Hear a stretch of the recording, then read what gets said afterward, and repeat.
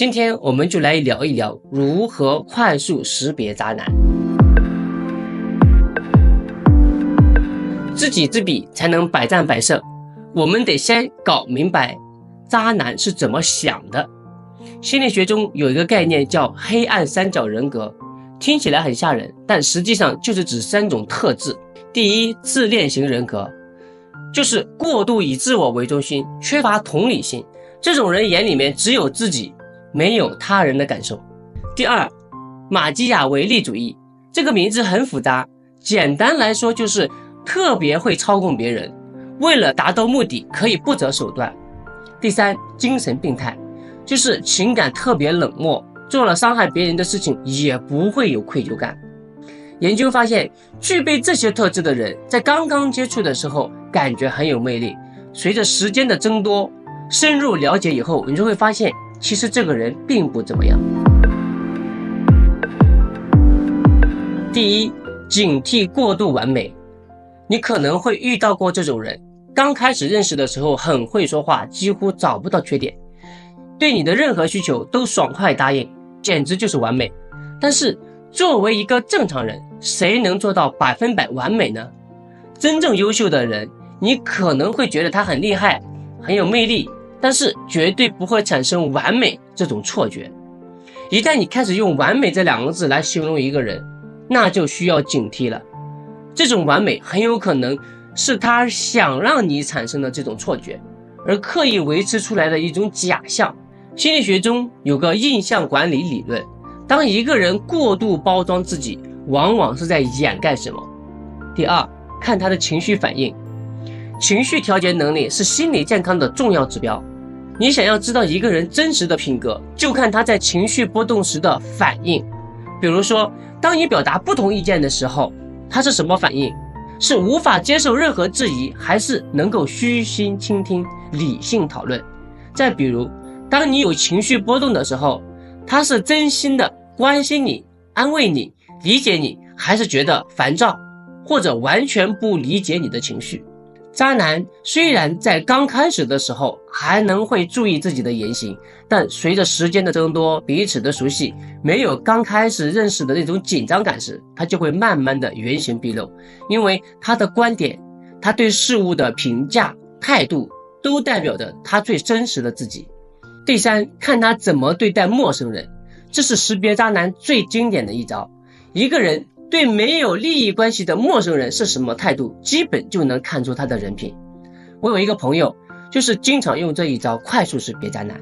在他跟男生约会的时候，会特别关注对方对服务员的态度，如果表现得特别不耐烦，催菜时态度特别差，就说明他的温柔是有选择性的，是为了达到某种目的而表演出来的。真正品格好的人，他们的善良是针对所有人，而不是针对一个人。第四，看他的承诺模式。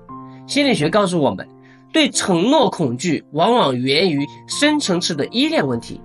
你要观察这几个指标：他愿不愿意公开你们的关系？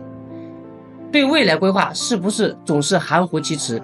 是不是经常用还没有准备好来当借口？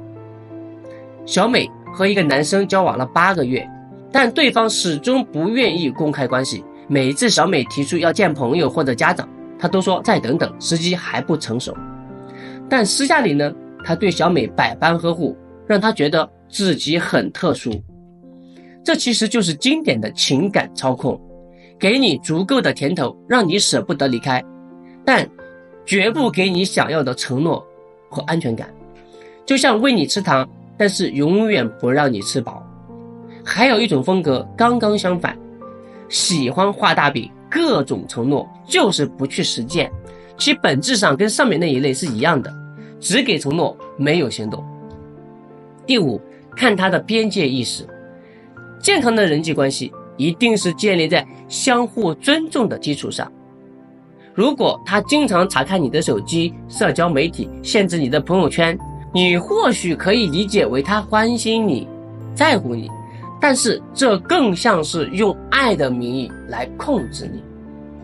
小王就遇到过这样一个男朋友，当初交往的时候特别黏人，小王一开始觉得很有可能是他太爱自己了，慢慢就开始干涉他和朋友的聚会，说哪些朋友不适合他，后来甚至要求查看他的聊天记录。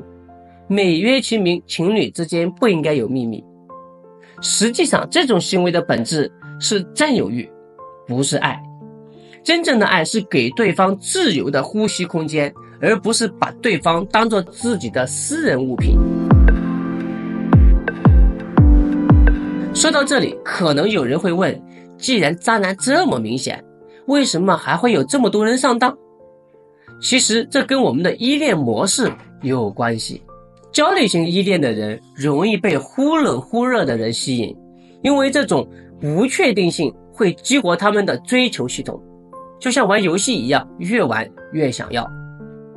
回避型依恋的人可能会被有距离感的人吸引，因为他们觉得这样比较安全，不用投入太多。还有就是童年有创伤经历的人，可能在潜意识里被类似的痛苦模式吸引。而渣男一开始就给你极大的关爱和关注，然后就是冷淡疏离，这种不规律的奖励机制会让你上瘾，就像赌博一样，你永远不知道下一次什么时候能够中奖。第一，建立自己的评估体系，不要被一时的激情冲昏头脑，给自己设置一个冷静期。我建议至少观察3个月，然后再做重大决定。搞清楚你的底线和非妥协原则，定期和信任的朋友交流，听听旁观者的意见。当局者迷，旁观者清，这句话是真的有道理。当你在局中看不清楚的时候，你的朋友们往往一眼就能看到问题所在。第二个，提升自我价值感。很多时候我们之所以能够容忍渣男，是因为我们内心深处觉得自己不配拥有更好的。所以你要培养自己的独立兴趣和爱好，维持自己的社交圈子，坚持经济独立和精神独立。最重要的是要学会爱自己，设立健康的边界。记住，一个真正爱你的人会让你变得更自信、更快乐，而不是让你变得患得患失。第三，学会灰岩法则。如果你已经陷入了一个不健康的关系中，灰岩法则是一个有效的脱身策略。减少情绪反应，保持平淡，不提供过多的反馈，逐步减少接触，直到完全断联。就像变成一块灰色的石头，让对方觉得无趣，自然就会放手。识别渣男不是为了仇恨男性，而是为了保护自己，找到真正适合的伴侣。每个人都值得被真诚地爱着，不要因为害怕孤独而降低标准。真正的爱情应该是让你成为更好的自己，而不是让你怀疑自己，失去自我。相信你的直觉，女生的第六感真的很准。如果你总觉得哪里不对劲，那多半就是真的不对劲。不要因为他长得帅，或者他对你好，又或者嘴巴甜，而忽略了内心的警告。爱情应该是让人安心，而不是让人焦虑。如果一段感情让你天天胡思乱想，让你变得不再像自己，那你就应该考虑这段关系是否健康。